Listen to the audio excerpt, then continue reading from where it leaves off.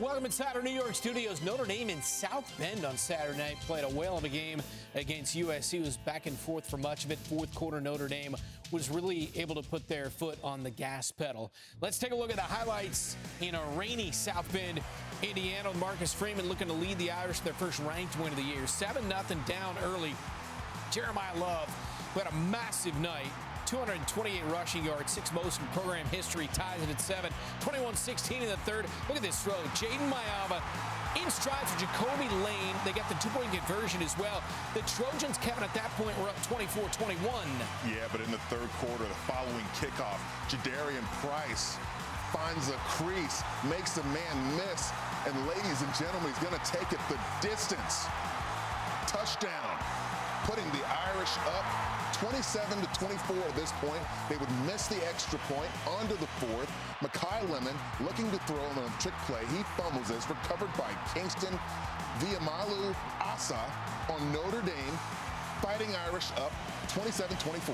Yeah, on an assuming drive, Carr puts the icing on the cake right here as he forces his way to the end zone.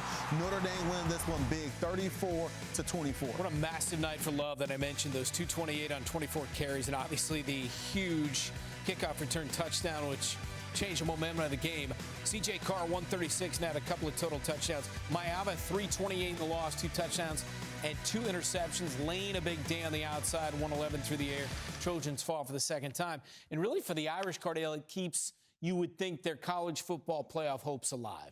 Yeah, you would think so. I think this is the most quality win they have this part of the season, beating a ranked USC team who's coming off a big-time emotional win last week versus Michigan. But you look at the rest of their schedule, I don't know where they have an opportunity to really build building blocks for argument to get into the college football playoffs when you have so many teams in the SEC who's going to end up 10-2, and maybe a few really good ones ended up 9-3, who's going to have a more impressive win record and a more impressive loss record than what Notre Dame has right now to A&M and to Miami. So only thing they can do is continue to win every game here out and then see where things fall out.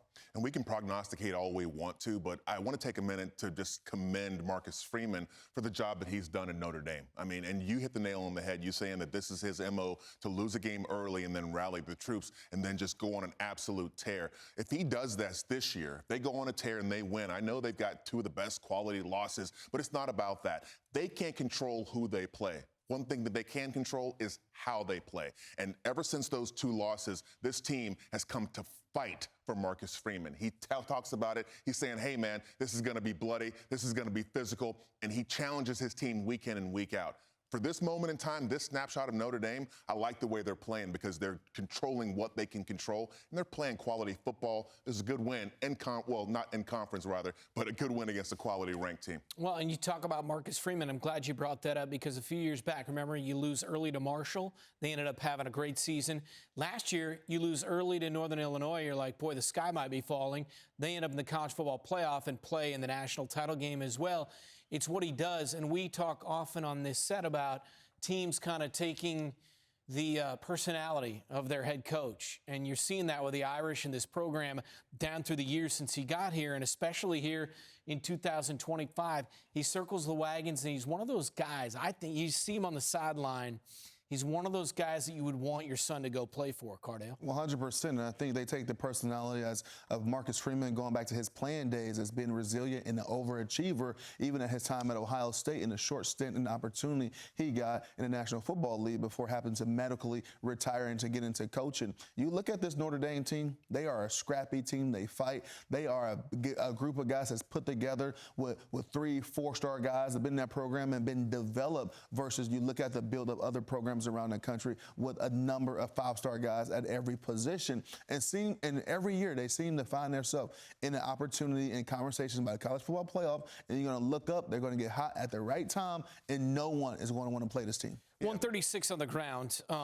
I should say 306 on the ground, 136 through the air. But Love had the 228. Jadarian Price, who had the kickoff return touchdown, also had 87 yards and a touchdown on the ground with 13 carries. So I think it's much easier as a quarterback, clearly, when you get 300 rushing yards. But C.J. Carr, his ability to, and it's not always this way because he makes spectacular plays this season when he has to, he managed the game really well, right? I mean, he's efficient. He's 16 of 26, takes pretty good care of the football. And C.J. Carr, for a young man, has really blossomed into this role for Notre Dame. You know, I was talking with our colleague, Aaron Taylor, who's a Notre Dame alum, former Outland Trophy winner, and we were talking about C.J. Carr and his development. He said, look, sometimes you'd rather be lucky than good. He said sometimes this kid is, you know, really thinks a lot of his own talent, and rightfully so, but not in a bad way, okay? He takes command of this offense because he knows that he has to. It's been placed upon his shoulders to go out there and lead and make good decisions. And sometimes, you know, I was talking to Aaron, and he said, man, he'll do some things that'll make you say, whew, you know, but he's the kind of kid that has the kind of moxie and presence of mind to make those kind of decisions and play in those tough moments. And talk about the supporting cast that he has. Tell me a better 1-2 punch in the backfield than Jadarian Price and Jeremiyah Love. I mean, tough all around from top to bottom. I like how this team plays, like you said, for their coach. Yeah, I know. I totally agree. When you look at Jeremiyah Love as a security blanket, I always say that the best friend of a quarterback is a great running game, and he got the best 1-2 punch in all of college football with Price and Love. And then he also has a really good security blanket and Faison out there on the outside. CJ comes from a great football background and family and a name, Lloyd Carr, that Buckeye Nation know oh too well. Yeah. So I expected these type of things from this young player. He has other great players around him that he can grow into. C.J. Carr is going to be one of these really, really good quarterbacks that we see in college football. Not a ton of meat on the bone in terms of the schedule the rest of the way for Notre Dame, and you wonder how that's going to play out. Again, it was front-loaded with the losses to top 10 teams in Miami as well as Texas A&M.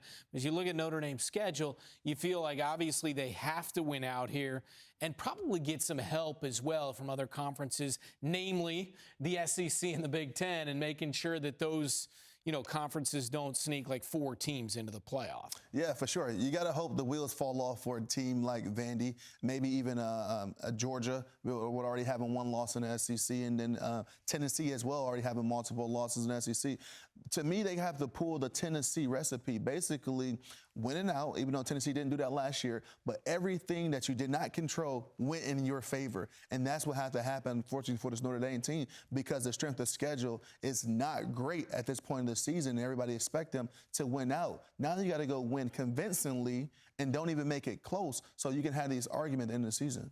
Well, I said this earlier. Look, it seems like, historically, the Lord is on the side of Notre Dame. And look, some strange things happen. They need a lot of help. They need the American, to your point, they need the American and possibly the Group of 5 champion to falter just a little bit. They need the teams in the SEC to cannibalize each other and take each other out. So we've got a bunch of 9-3 SEC teams instead of 10-2 that gets them, significantly ranked in the top 12 to make it in. And you possibly need the ACC to continue on the track that it's on, right?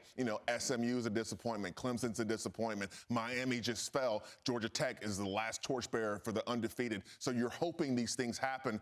But if you're Notre Dame, like I said, all you can do is control what you can control. And Marcus Freeman, for darn sure, has his team playing that way to control what they can. USC falls. They are 5-2 as they lose on the road by 10. They get a bye week and then back in a Big Ten Conference play on the road against Nebraska in 2 weeks.